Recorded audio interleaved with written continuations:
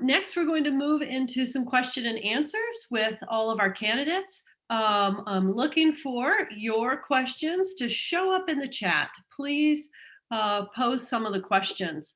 And I'll get us started. This one was created by some of our, for the candidates. A lot of our businesses have been struggling as a result of COVID. Many have been closed down and many others are now only seeing a fraction of their customers return. The town center is pretty quiet at night. The city was helpful with a waiver of the business license fees as well as some rental assistance through a small grant program. But it might not be enough, and we may see other businesses close. How can the city do more to help those businesses that are truly in need?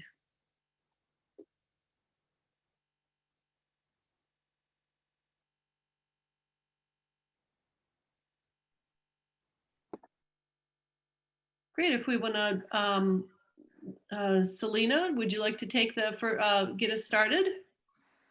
Yes, thank you, Brooke, and thank you for the question. Small business are actually key when it comes to our community.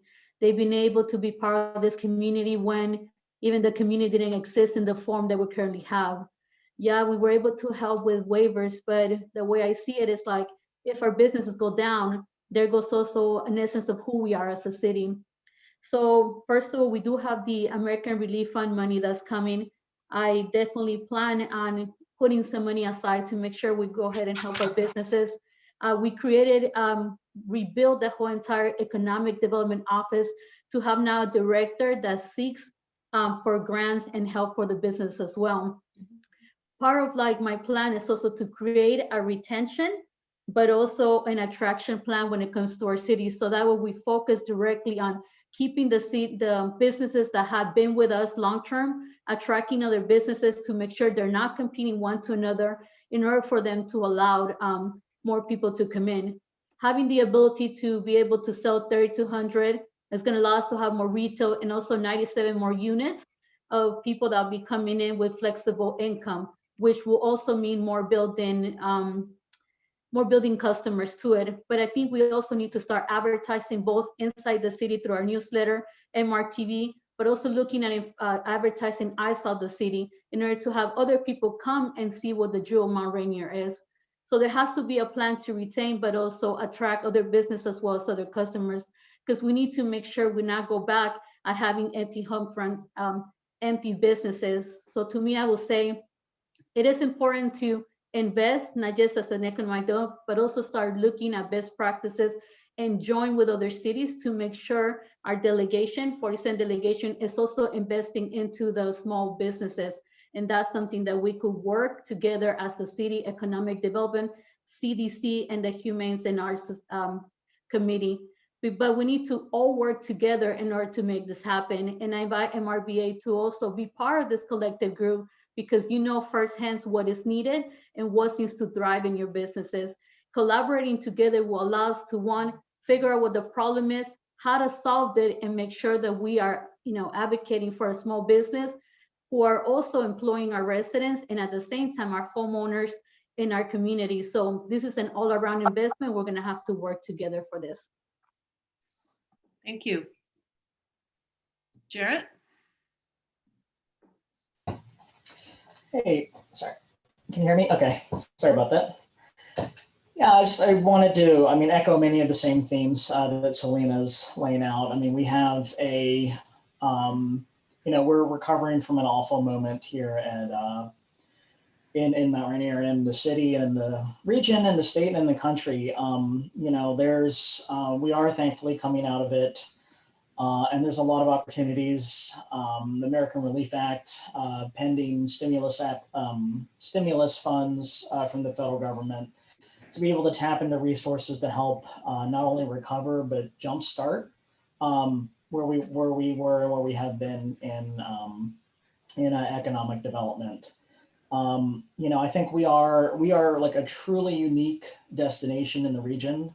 In terms of our arts community, in terms of many of the businesses that are a regional draw.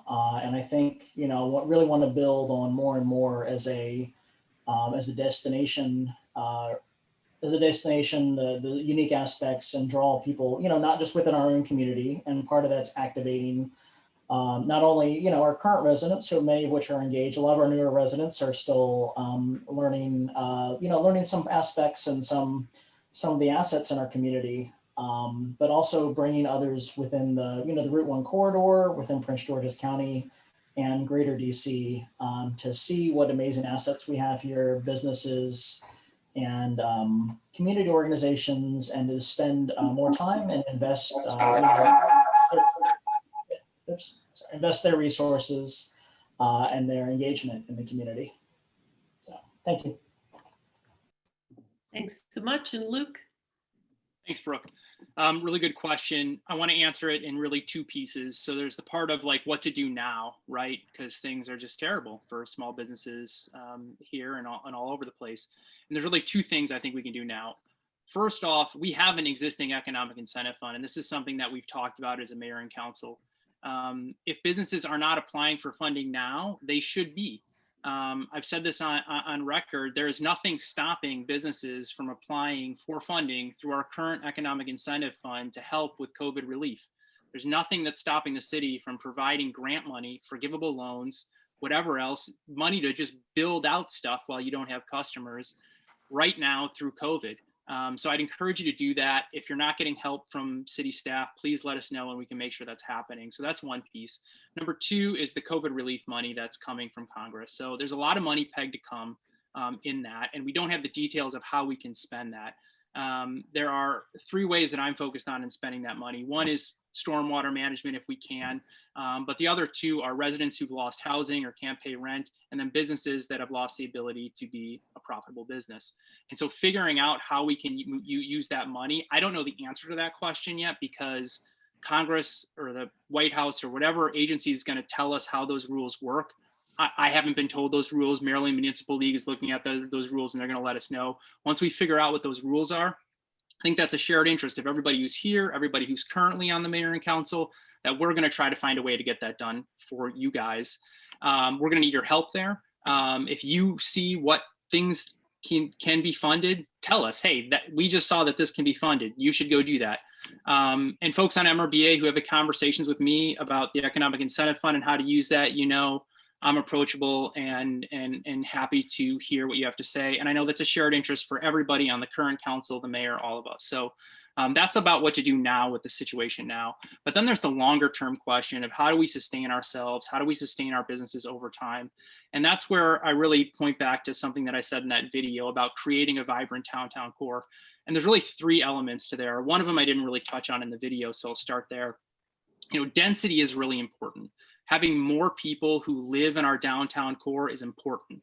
And Selena touched on this a little bit. Selling that property at Rhode Island and Eastern Avenue to allow for mixed use development that is going to put 150, 250 people into apartments. Those 200 people it's a very different population than the people who live in single family homes in Mount Rainier. Well, a lot of us have families. We all eat at 6 o'clock because we got to put kids to bed.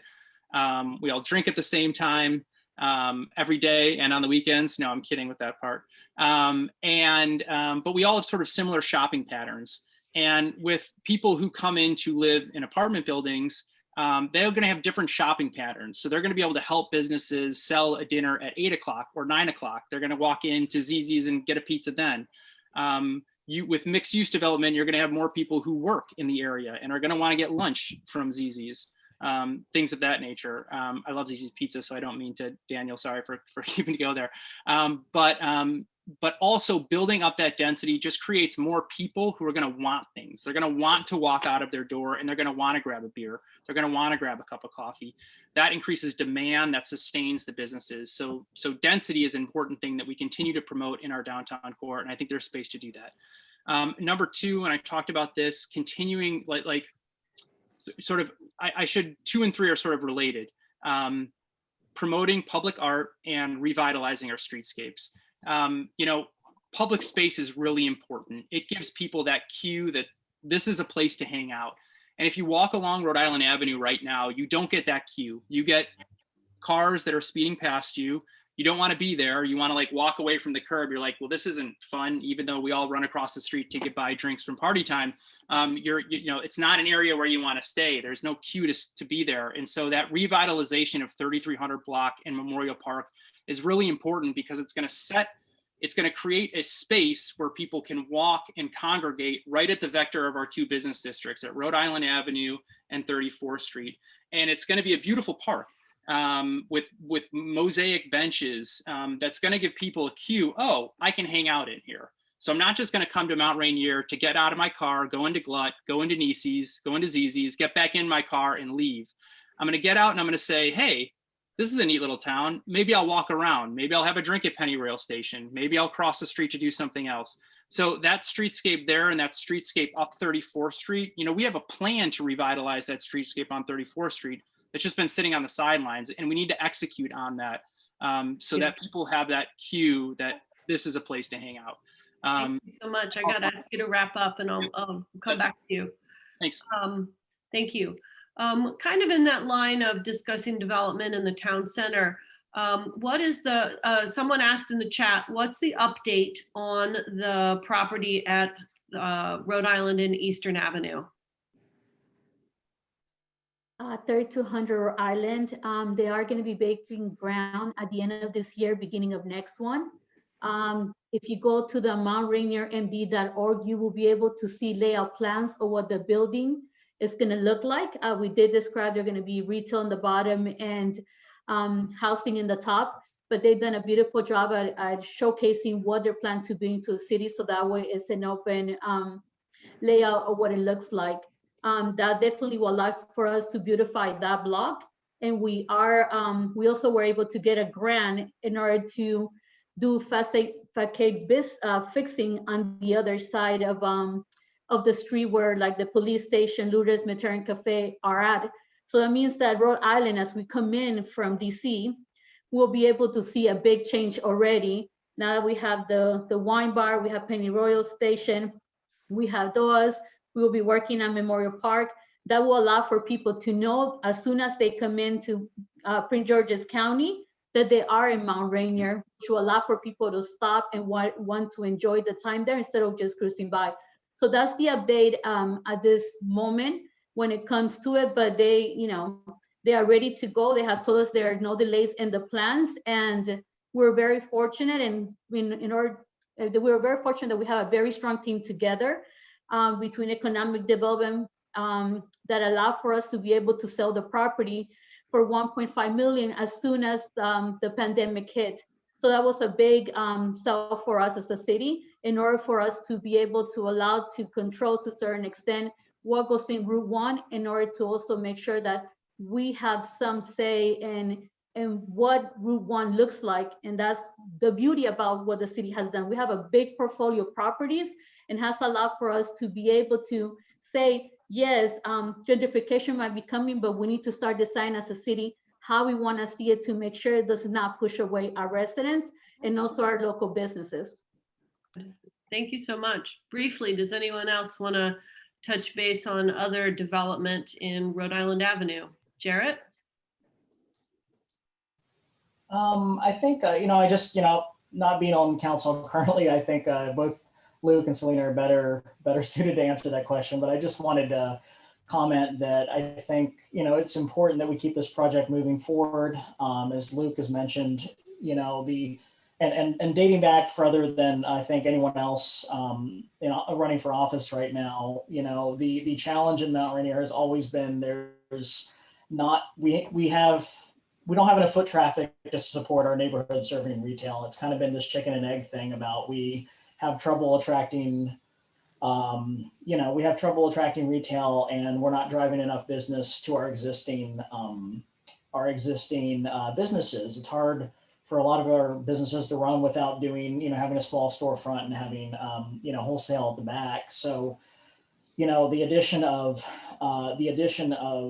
new residences and new and folks that are going to be focused in our downtown area, they're able to patronize, and in some ways, sometimes like a less traditional, they may be single, more likely to spend more in our downtown area, more likely to be, potentially working from home, and helping create like an all-day business district and supporting a lot of the businesses that have, a lot of the folks on this call have been dedicating their lives to with a tremendous amount of passion and effort. And that project and other efforts.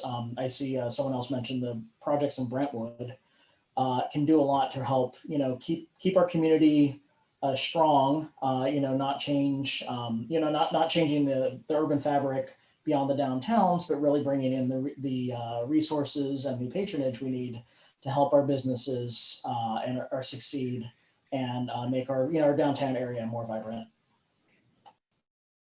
Thanks. Good. Anything to add, Luke, or could I go on to another question? I would just say briefly about Rhode Island Avenue. I won't touch on what Selena said. That was all right. But the city recently, and Mayor Miles deserves a lot of credit here. We recently discussed, we're going to purchase the Dr. Gupta's building. So it's the doctor offices on Perry Street across from City Hall. And the idea I've had here is, and a lot of people have talked about this as well, we're going to have a set of properties going from the library, coming down to Potts Hall, City Hall, and now across the street to Dr. Gupta's office in a big parking lot. And that gives us a set. And having that set of properties is really attractive to approach somebody like the Prince George's County Redevelopment Authority and say, hey, we've got this set of properties here. We want to retain the library, upgrade it would be great. We need a little bit of space for staff. We need parking here in the downtown core. And we also want dense development, so the mixed use development that I was talking about earlier. And because we have a set of properties, and if we don't get too picky about where everything goes, that's going to give them the flexibility they need to really go out, talk to developers, talk to the county library system about how to really build up that part of our downtown core. And I think that's a really attractive opportunity that we're going to have here over the next 4 years. And having that set of properties is why we're able to have that conversation with somebody like the Redevelopment Authority. That's really good. There's several questions in the chat. With all of this development, how will you innovatively address the loitering? And are you looking at some very innovative solutions, such as a comprehensive health clinic or models that other countries have been using to address people with co-occurring disease of addiction and mental health?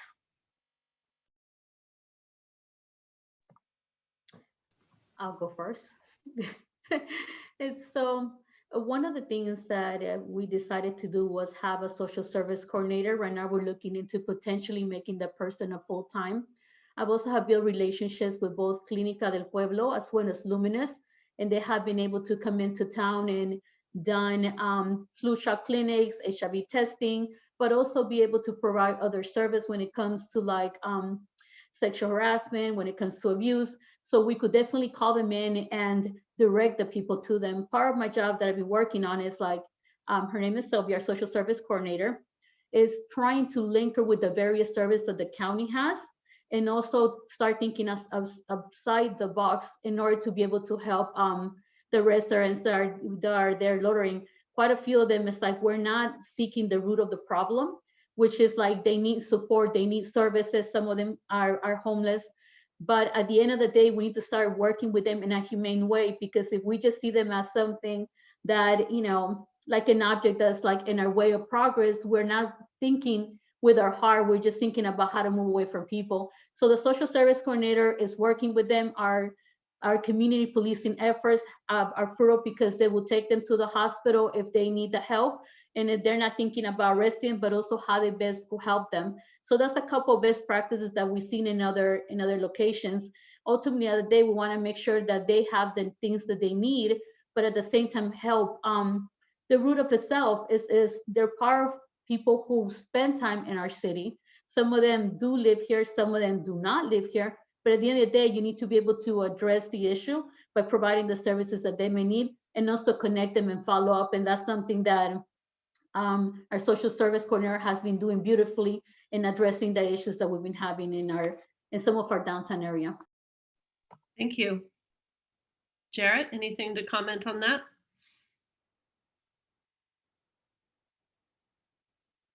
Oops, you're muted. Sorry, Brooke. Can you ask the question again? You cut out for a bit. what are some innovative solutions to the loitering in our town center, especially our transit hubs? Yeah, thank you, Brooke. I'm particularly attuned to this. Most of my career is working in public transit at the federal level. I worked at a couple transit agencies operating service, and then I currently work for a company actually that makes transit vehicles. So, I think this is not always an easy question. A lot of the issues that people bring up with loitering and drunkenness and the challenges that come and the safety concerns are really, those are larger societal challenges by, lack of access to housing, lack of access to social services. And, as Selena mentioned, I'm really concerned about, solving the problem, getting our community in a safer place, making people feel comfortable, being in our downtown and walking around, especially around the bus station at all times of day. And I take the bus very frequently, and I'm, even myself, do feel, there are times when it is uncomfortable. And sometimes I can understand the safety concerns of many others as well. But I think, as Selena mentioned, the city's effort to bring on a social service coordinator, efforts we can more strongly do to engage with our social services, with, community-oriented police engagement to help people that are in our downtown core that are, that are potentially causing angst or safety issues, and find ways to help them get the help that they need, and not taking a punitive approach that excludes people from just passing through our city or being in our city or enjoying our city, and that doesn't discriminate against people necessarily because they don't have access to many of the resources or safety net that many of us do. So thank you. Thank you. Luke? Thank you. Yeah, this is related to something that I've been working on recently with Marcus Monroe in Brentwood. And, he's really had a lot of connections with folks in North Brentwood. And I think there's a lot of opportunity to begin to do a better job of building relationships with our neighboring jurisdictions, leveraging action that the county's taking on some of these issues, because the county's about to open up a facility to help deal with some mental health issues. And it's going to have, I want to say 16 beds in it. I'm not sure on that number, so don't quote me on it. I know Hyattsville's building a new police station that's going to have some beds in it. And so we have these calls every 2 weeks or month with people along this Route 1 corridor, and figuring out ways to partner on making sure people who need help are getting it. And it's something that Mount Rainier is not going to be able to do on its own. And so having those relationships, using, like Selena said, our social worker to get them to those resources is going to be really important. And, I think it's been a shared interest of a lot of folks, both on the current council and people here, to make that social worker a full-time position, to be able to connect those resources full time. But there is one other issue, and it just deals with the immediate concern. There have been safety issues at the library. And I know residents have concerns about bringing their kids there, and some behavior that's been in the bathrooms there, which have caused the bathrooms to close. And if you have a little kid and the bathrooms don't work, you don't want to go to the library. And that Gupta building that Mayor Miles helped us get done could be a location for the library. And it is a parking lot there, and it's sort of away from the liquor store. And so that's something to think about as well, is areas where kids are going to be, maybe don't need to be next to the bus stop. But you also don't want to prevent people who have nowhere to go from getting access to a computer at a library, because that can be a very valuable resource for it. So it's like Jarrett was saying, it's a really tough problem. And in general, I think leveraging our relationships and getting creative about that and getting people the help they need is really important. Thanks. Great, thank you so much. And so I'm going to move back to another question from the chat. How can you, do you have a vision of improving the code compliance department for businesses and residences? That's not a burden, but it keeps us all safe. Let me start with Jarrett. Mix it up a little.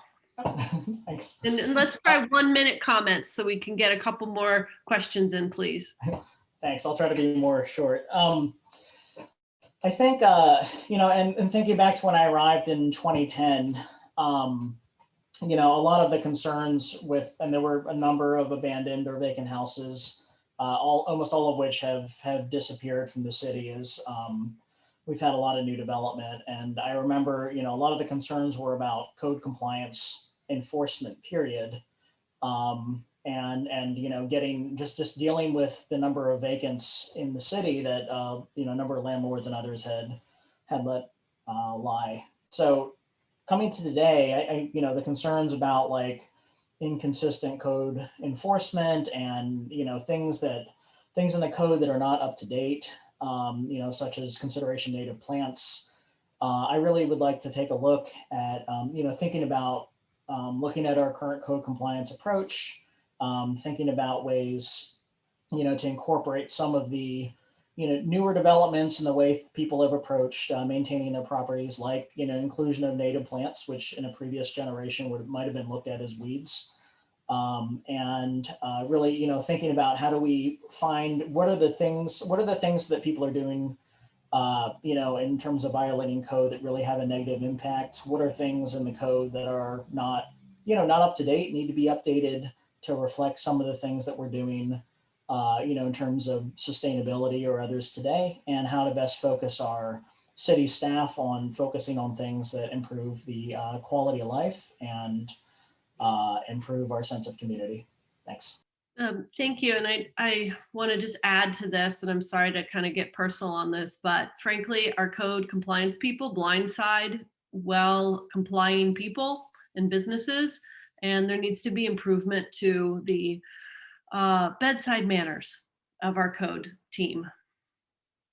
And I want to, I work on private side now. I've worked in local government, and I feel like the approach should always be good tech outreach, good community outreach, good technical assistance, helping people get to compliance and understand their responsibilities, not a approach that's punitive and arbitrary. Luke, you want to jump in? Sure, this is a great question, Brooke.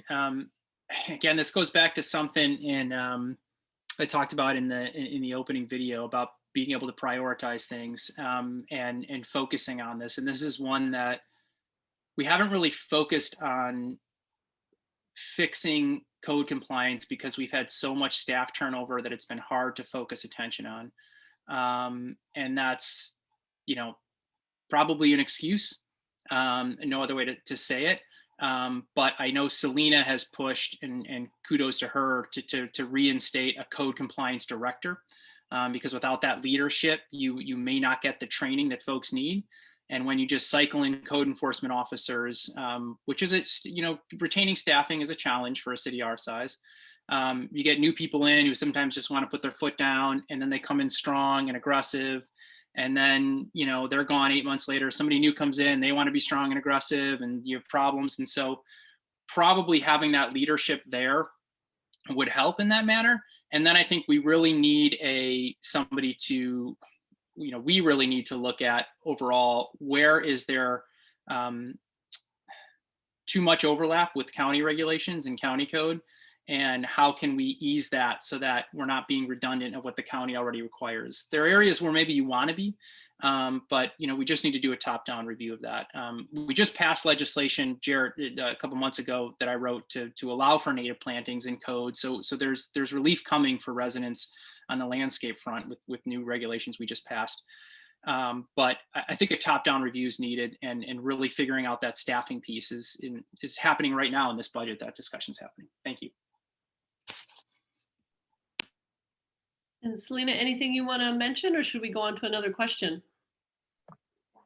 Yeah, definitely it's a problem. I think that overall we need to make sure that code, and if you notice, most of the time I don't even use the enforcement or compliance, although the name was changed, to me it's code department. Most of the residents that I've seen, it's not that they're trying to jump over the code, they honestly don't know. And I think there's a lot of people that are new homeowners some of them long-lasting homeowners that sometimes the rules change and they're not there. They want to fix their homes. They want to be able to invest in something that they could pass on to their family. So that's what they're seeing. So I think that making sure we're not criminalizing people into thinking you made this violation and therefore like you need to be thrown the book in the kitchen at you is something that we need to start working on. And Luke said it very nice when he said, I've been pushing for a director because I think we need to rebuild that department, a department that is welcoming to the community, welcome to the businesses where we could work together, we could analyze the codes and figure out where are the holes that we have in the codes. We've been very fortunate that Brian has checked out a lot of his bucket list of the things that he needed to do before he left. But a top-down review is definitely what we need, but also find the holes and hear from the community that tells us, you know, when they have come out to say like, look, there's a hole in the code that there's been giving us like a mixed information. We have done our best to review it. We have lowered some of the fees and 100% I do agree there's more work to be done. And we could even come together and create a group that analyzes the code in order to make sure we're hearing directly from the people affected, but also create a code that reflects the current status of our city, but also thinking in the future. The native plan was one perfect example, but also when it comes to like stormwater management, when it comes to making sure that we have green spaces available, that's all the things that this collective group of like advisory could help us together. And I definitely would invite the business to be part of this advisory group to make sure we move forward and get a code that actually works, reviewing what is overcrossing with the county things. If there's things we do not inspect, that's also a priority.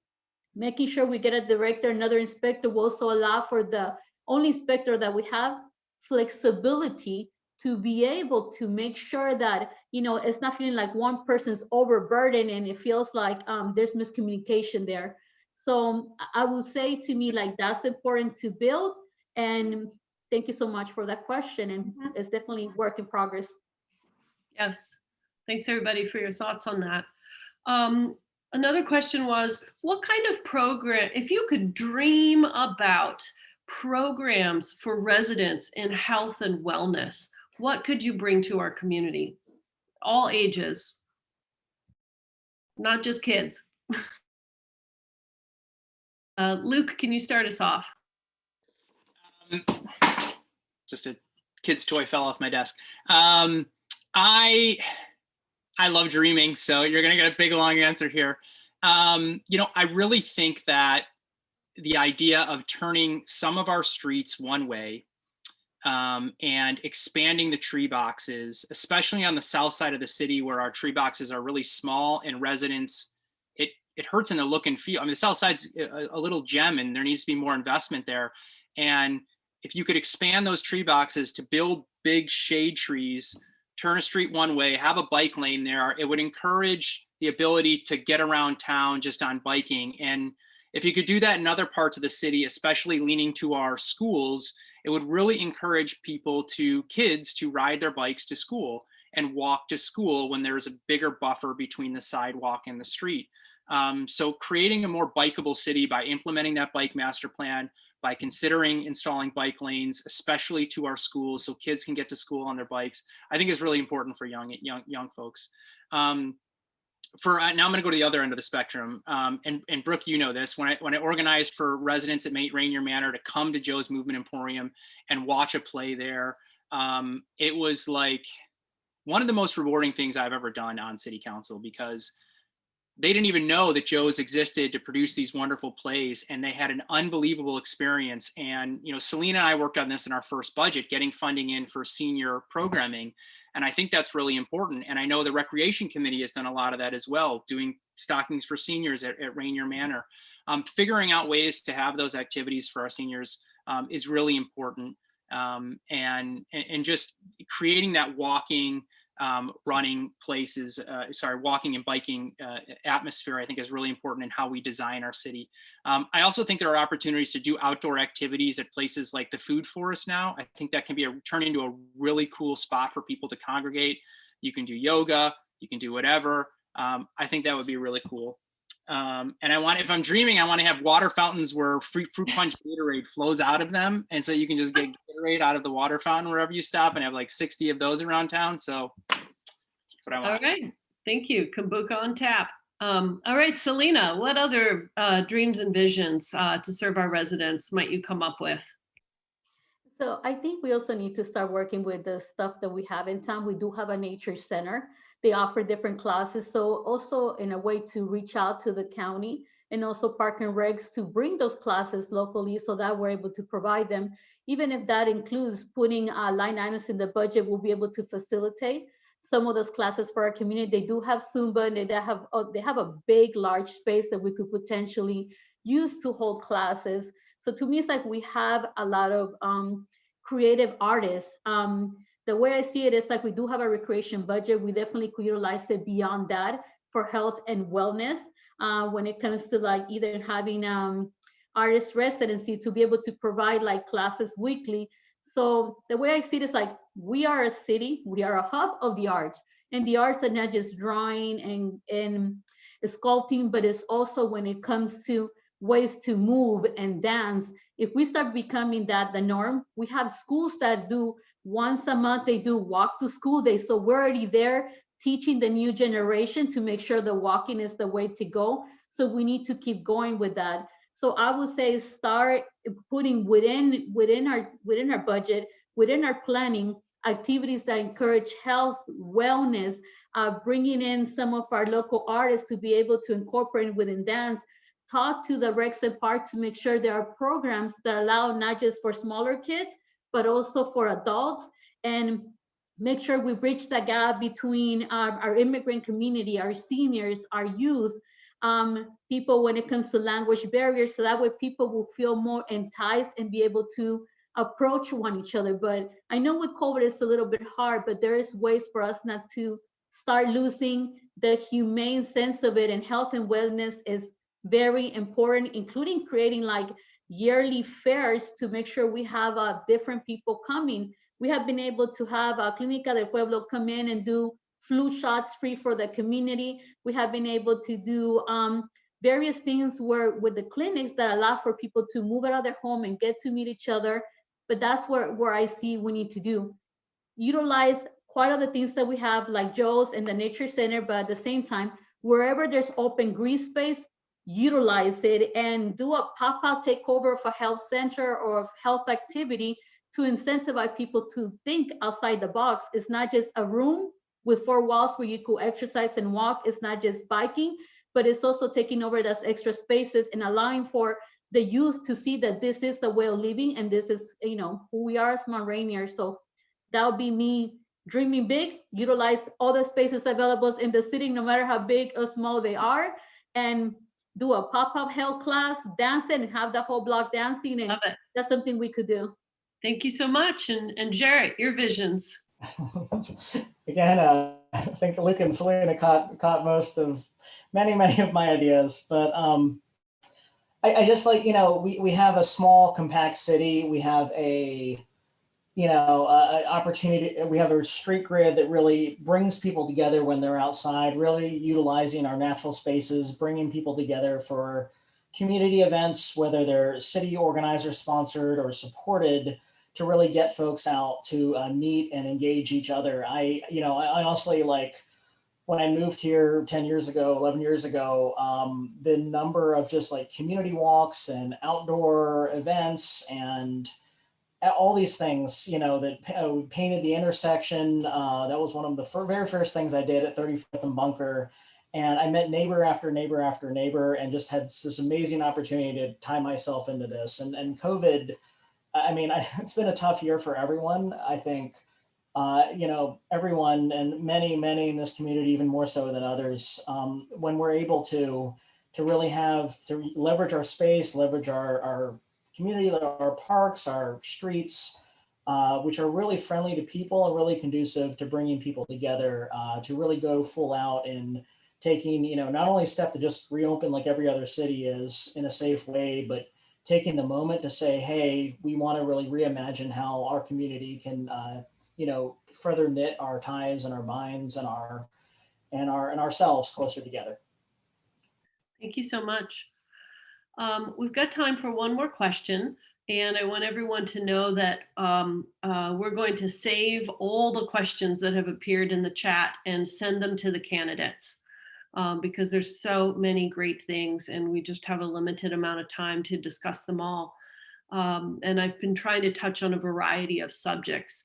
So this is another one that had the frequent posting, and it's about the turnover of our city staff, considering we just had to change police chief and now we have an ongoing vacancy in our city manager position. What's the plan to rehire the city manager, and how will you work to retain and attract really great talent?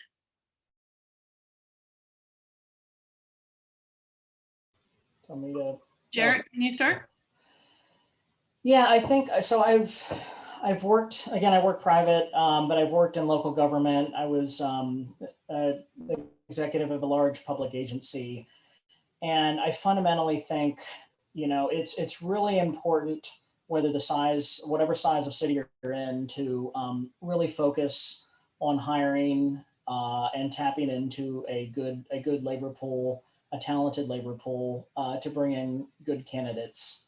So that's one thing I firmly believe in, and making sure that you've done things in terms of compensation and and the work culture, to make sure that folks feel that they're in an environment where they can perform and they can also grow effectively, and that they're empowered. I mean, that our city staff is empowered to make the decisions that they need to make. To engage directly with residents, to hear directly, and be able to solve residents' problems and know that they have the backing of the council, and in the direction they're given. So I think that's really important. I think creating a culture of accountability, and making sure that we will want to take care of and nurture and grow both city staff, pulling quality staff, and also nurture and nurture good employees. But we also want to make sure we have an atmosphere of accountability, that we expect expect you to be part of a community and engage and and be here, and do good work for the community as well. So I really think, I really think all those things, when I think about like an organization that I've worked, that we're at the local level, that we always, our city staff, our staff, local staff, we also always found the opportunities, and we encouraged engagement in the community. I want, I would want Mount Rainier staff, across whatever level, whether they're at the, senior level, whether at the junior level, to feel like they're part of a city, feel like they're part of an engagement with residents. It is a job for them, but it is it is one that should allow them to engage and work with all our community members. So, Thank you so much. Great. Luke?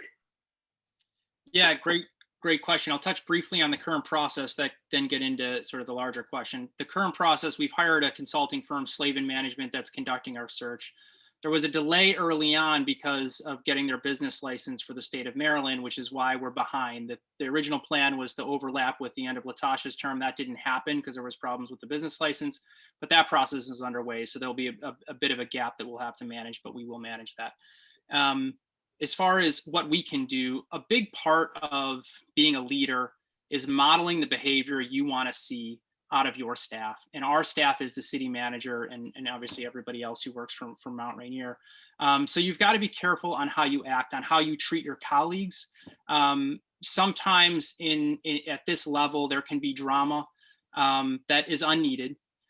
This is not Congress. We don't need to act like this is MSNBC or Fox News. There's just no need for that. And that drama creates pressure and stress on staff. And it also models drama for staff. And it's just not the way a quality leader acts. And so we can do a good job of modeling the right behavior we want people to show. We can also ensure the correct amount of accountability. So 2-3 years ago, I passed a resolution to mandate quarterly reporting from department heads. So every quarter, your program areas, you're reporting out the progress, and you can have a red light, green light, yellow light system. That gets up to us. We can see what's happening. We can ask questions. If there are any risks or challenges that pop up, we can address them then. We don't have to wait until it becomes a problem. We can share that with the public. The reason why Selena and I were able to talk about what we're doing with 3200 Rhode Island Avenue so quick is because Ron just submitted his third quarter report, and we could see where that was happening. So we can report out to the public. And that was something that didn't exist before. And so a lot of times, you know, what I saw from the outside before I was elected was sort of a little bit of a whack-a-mole approach to government, where a problem comes up, you fix it. 2 months later, a problem comes up, you're fixing that. And before you know it, a year's gone, and you know, what have you done? And so that's not all the time what happened, but a little bit of it. So to the extent we can move forward and to sort of professionalizing, every department head has their program areas, they're reporting out quarterly. And what I really want to do, and something Selena touched on, and I've talked to Jared about privately, is setting a larger strategic vision for the city where every department head has goals, metrics assigned to them that they're reporting out quarterly. And hopefully we can start that process with the new city manager. Because the reality of the situation is, for our city our size, it's always going to be an issue to attract talent. It's just the reality. People, you have to compete with people who can work for Washington, D.C. They can work for the federal government. They can make really high wages. And so you have to just realize that and try to again, model right behavior and set up a system that can handle staffing turnover. We shouldn't have to reinvent the wheel every time there's staffing turnover. And if you have a strategic vision, if every department head has its quarterly goals, that stuff doesn't just fall apart when somebody leaves. It keeps going over time.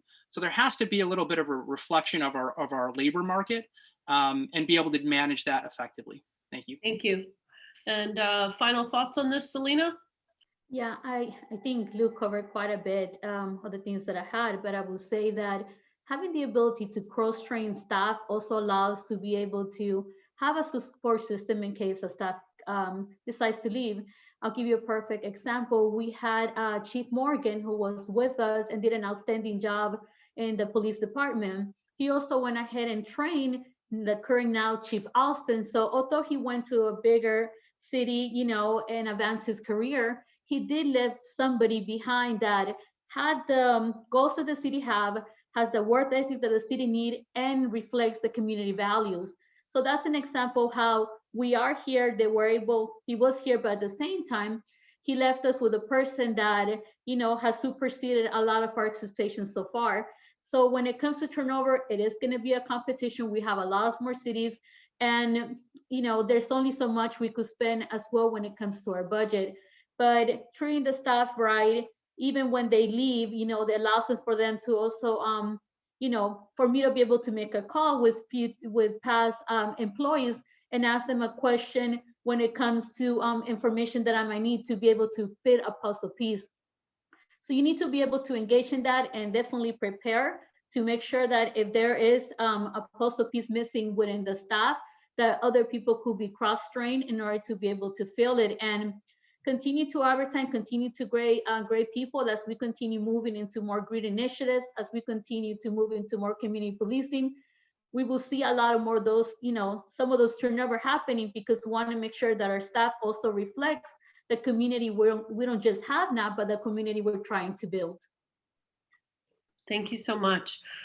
Sorry, we've run out of time for questions, but we are going to follow up with grabbing the questions. But a couple things that people have asked. Can we have artist relief grants part of the new federal funds that come in? Can we support funding of mobile healthcare units with neighboring municipalities? Can we support home-based businesses and cottage businesses?